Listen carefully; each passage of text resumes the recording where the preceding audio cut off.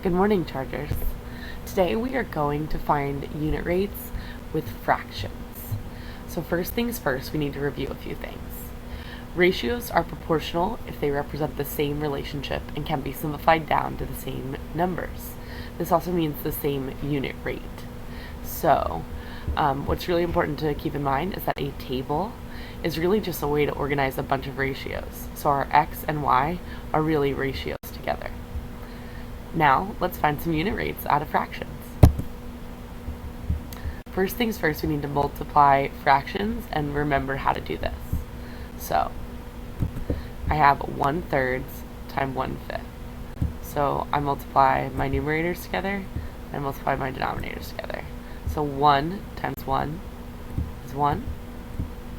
And for my denominator, 3 times 5 is 15. Very good. For my second one, again, I multiply my numerators together and I multiply my denominators together. So this 6 times 1 is 6. And my denominator, 8 times 3 is 24. The other thing that you want to be careful of is when you can simplify. So I know that I can simplify this because I see that these actually have 6 in common. So if I divide it by 6, for example, 6 goes into 6 one time, and 6 goes into 24 4 times. So 1/4 would be my final answer. Okay, here. 2 times 7 is 14. And then for my denominator, 7 times 9 is 63. I could also just cancel out my 7s because I have one in the denominator and one in the numerator. Or I could divide by 7 over 7. And this, of course, would give me 2 over 9. What's most important about this is that you understand that when we multiply fractions, we multiply the top numbers, or the numerators, times each other, and the denominators, the bottom numbers, times one another. It's always important to simplify, and I think we're ready to move on. If you need any more time on this page, absolutely pause your video. You should not have written down any of the words. The next thing I want to review is unit rate. Unit rate is known as the amount over 1. So an example of that would be 5 over 1, or $5 per hour. On a graph, it's always in the point where x is 1 and the y is the unit rate, and then we add it into our equation for y equals unit rate x. These are all things that we should know. If you're still a little confused about that, please write these down, and also call me over so we can talk more about unit rate. This is something that's very important for today, and I want you to make sure that this is in your note. Multiplicative inverse. I'll say it one more time. Multiplicative inverse is also known as the reciprocal. It is the opposite. For a fraction, it's flipped upside down so that when the two are multiplied, you get 1 as your solution. Let's practice. The multiplicative inverse of 1/3 is 3 over 1. See how all I did was flip this upside down? And if I were to multiply this out, because I know that I multiply my numerator times my numerator, I would get 3. And my denominator times my denominator, I would get 3. And this, of course, would simplify to 1. Same thing here. The multiplicative inverse of 2/5 is 5 over 2. And then the last one, the multiplicative inverse of 6 over 1 is 1 over 6. What's most important is that you understand that the multiplicative inverse is also the reciprocal, and it's going to be the number one thing that we need for our prove it and our practice today. Feel free to pause the video if you need any more time.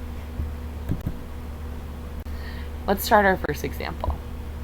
If 1/3 gallon of paint covers 1/6 of the wall, then how much paint is needed for the entire wall? How do we find a unit rate when there are fractions in it? Well, let's see.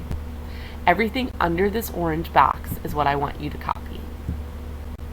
First, what we are given is that 1/3 of paint. 1/3 of the paint is,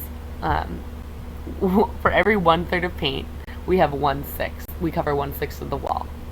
But what I need to know is how do I get this 1/6 of the wall to be 1?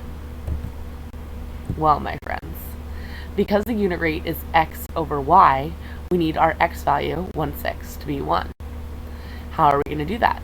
We need to multiply by our multiplicative inverse on both sides. Now, I'm given 1/3 paint to 1/6 of the wall.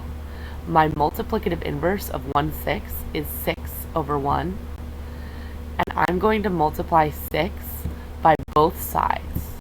The reason I'm going to multiply 6 by both sides is because I can't do something to one side of my ratio and not to the other. That would make it in proportion. And the last thing I have here is that when I multiply 6 times 1/3, I'm going to get 6 over 3 paint. And when I multiply 6 times 6, I'm going to get 6 over 6 of the wall. And that, of course, would reduce to 2 gallons of paint for one wall. So now I have my unit rate here, and it was very easy to do because all I needed was my multiplicative inverse or the reciprocal in order to find my unit rate. Again, everything that was under the how do we find the unit rate here should be in your notes. Feel free to pause if you need more time. For our second example, we have a table. You'll see a lot of tables on the practice and on our prove it today. So I have 1/8 a box of cereal to 1 meal. How am I going to get from 1/8 a box of cereal to 1 box of cereal? I'm given that 1/8 of a box, I have 1/8 of a box for every 1 meal. I'm going to multiply by the multiplicative inverse, which would be 8 when I'm dealing with 1/8, and I multiply that on both sides. What I'm going to end up getting is 8 over 8 for a box for every 8 meals. And of course, 8 over 8, or any number over itself, is going to equal 1. So my final answer is 1 box for every 8 meals. That would allow me to fill this in. 1 box for every 8 meals. And then, but how do I get this one? 1/4. What I'm going to do is plug in my new value. So I was given 1 box, 1 box for every 8 meals. So I took this and I put it up here. So I'm using that. And how do I get from 1 to 1/4? I'm going to multiply by 1/4 on both sides. 1/4 times 1 is just 1/4. And 8 times 1/4 is going to be 8 over 4, as I have here. 1/4 is going to stay the same because it's the most simplified form. And 8 over 4 will simplify to 2. So my final answer here is 1/4 of a box for every 2 meals. And I can plug that in. Very good. For my very last example, I see a couple more things. I know this example looks a little more difficult because it has more fractions, but we can still do it, I promise. How do we compare 1/12 of a pizza to 1/48 of the oven space available? Always find the unit rate. So, we're given that 1/12 of a pizza, we have 1/12 of a pizza for every 1/48 of oven space. In order to find a whole number here from 1/12 to 1, I'm going to multiply this by its multiplicative inverse, which is 12 over 1, or 12. So I multiplied both sides of my ratio by 12, and on the left side, I'm going to find that I have 12 over 12 pizzas are equivalent to 12 over 48 of the oven space. 12 over 12, or any number over itself, is going to equal 1, and 12 over 48 is going to reduce to 1/4.